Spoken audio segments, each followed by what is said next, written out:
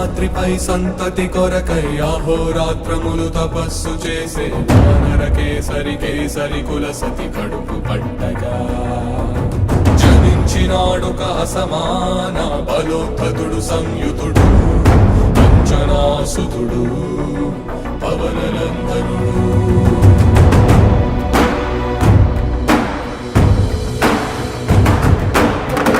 కిరణముల ఉదయాత్ముని గని అది పండిన తీయని పంటను కొడు సూర్య మండలము పట్టి తినాలని ఊళ్ళూరే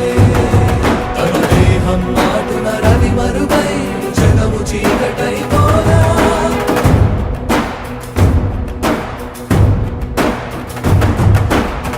అమరేంద్రుడు గమనించి తన ఐరావతమధిరోహించి ఆంజనేయుని సమీపించి తన వజ్రాయుధమును విసరగా అది పవననందనుని హనుముని తాకా చిందిన రక్త బిందువే విద్యుద్వేగంతో ధరణి స్థలి వంద కడలిలో చచ్చి